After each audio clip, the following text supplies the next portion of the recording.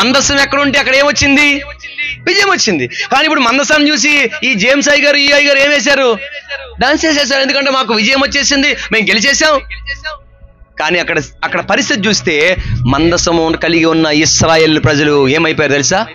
ఓడిపోయారు. Thank you. ఎందుకు మందసం ఉన్న ఓడిపోయారంటే అక్కడ మందసం అయితే ఉంది కానీ మందసంలో దేవుడు లేడు. ఈ రోజు నువ్వు ఎందుకు ఓడిపోయిన వ్యక్తిగా ఇక్కడ కూర్చున్నావో తెలుసా ప్రియ సహోదరుడు, సహోదరి?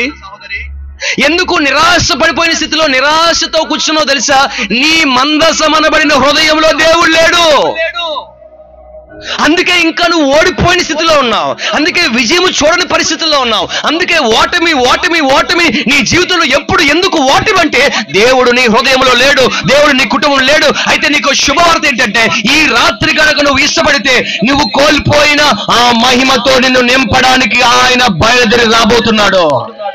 నువ్వు కోల్పోయిన ఆ మహిమ, ఆ శక్తి చేత నిన్ను మరలా నింపి ఒక మహిమ కలిగిన మందసముగా నిన్ను మార్చి నీ జీవితంలో నిత్యము నిన్ను విజయ పదములో నడిపించడానికి నా యేసు నీ కొరకు బయలుదేరి రాబోతున్నాడు. ఆమేన్.